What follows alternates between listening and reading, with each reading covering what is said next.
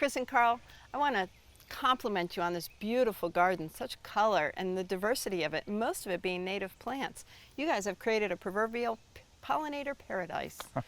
So how did you do that, and where did you start?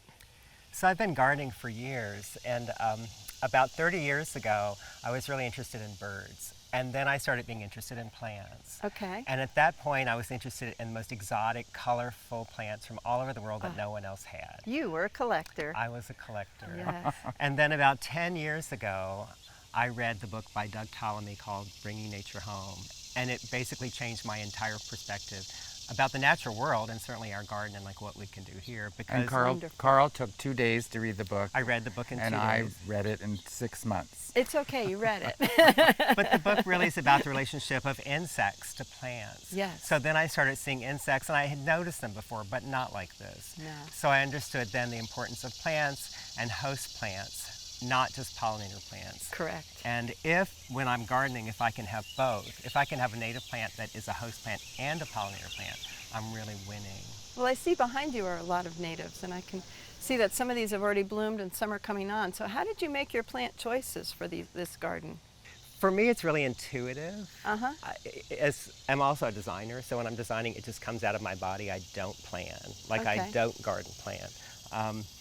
But my favorite color is green, so I also look at the shape of the leaf and the color of the leaf. Texture. So I look at that. Yes. But I also look at having the right plant at the right place with the right amount of sun, water, the right soil. So they can thrive. So they Thank you. can thrive. But I Yes. also look for plants so that something in the garden is blooming from, say, late February until November. So there are things for the insects to eat all year long. So really important in the spring, to get something going so that the pollinators that are emerging, like the bumblebees or the early butterflies, they can find something to feed and then start to grow their hives. Oh, that's great. But we're here into the summer now, and I can see that you've got some phlox coming on.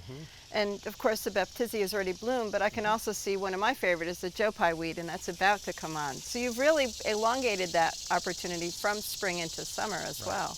Right. Yeah. I would say Joe Pye is in my top 5 favorite plants. And I would say my favorite in the garden right now is the Syriaca milkweed. I love the structure of that, Yes. and I love those big, huge ball blooms. Yes, yes. Such a difference to our normal garden flowers, such as our Rudbeckia here. People think of that, it's a daisy type flower, even the echinacea.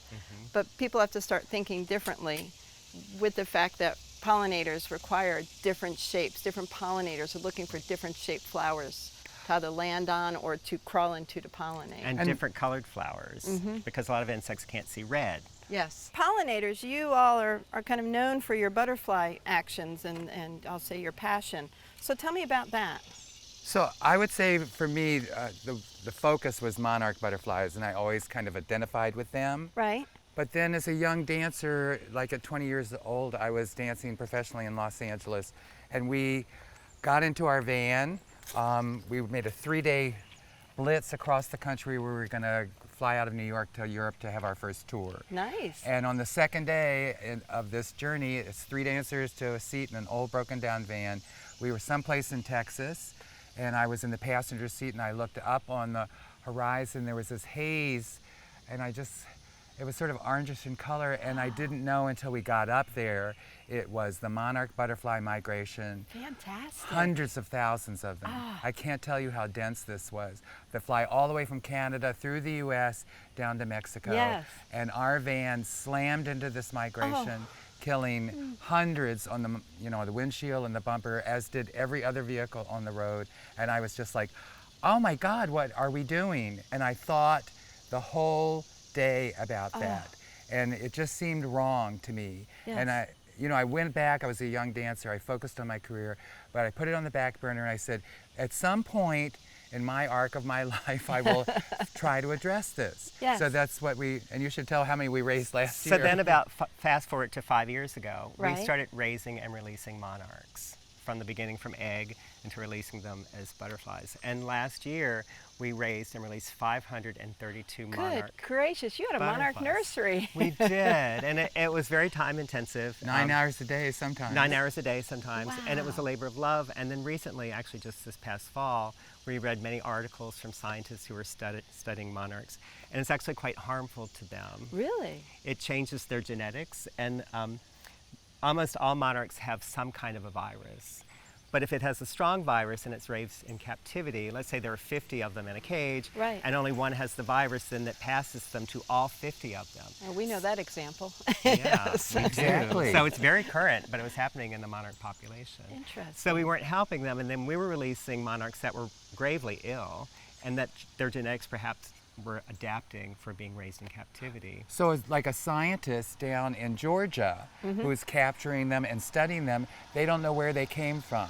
Is this I a see. wild monarch Or is or is it- this one in captivity? Interesting. So then there's, their results are It's kinda qualified. skewed, Are yes. skewed. Yes, it's very interesting. So my friends who are raising them on their porch should really reconsider what they're doing and have them just be outside in their gardens. There's some great links that Monarch Joint Venture, the Xerxes Society. There's wonderful monarch links out there. Thank Yeah. you. But you have responded in a different way with this beautiful garden here that attracts not only monarchs and other butterflies, but pollinators. I mean, this garden is buzzing. All kind of pollinators. This is sort of our trophy for our yard. Yes. This one spot has the most sun in our yard and also gets the most water in our yard. Lucky because, spot. Lucky spot. Because the water, when it rains, just sort of rushes all around our property and comes right through here. So most of these plants are native. We have lots of bumblebees that love to be here. And in the morning, I always do a morning walk about an hour to 2 hours, and sometimes to stand and watch them, which I think is great to witness them. A lot of times people say, I don't have any pollinators in my garden. And it's like, well, you may if you just stop and you look. Yes. You just need to stop and look. It was either yesterday or the day before, we had a sleepy orange in the yard, which is one of our favorite little butterflies. And I stayed half an hour, 45 minutes, maybe even an hour. And I witnessed her laying her eggs on one of our native plants, Fantastic. which is the wild sienna plant. Which The is, yellow one. Which is the big, tall yellow one.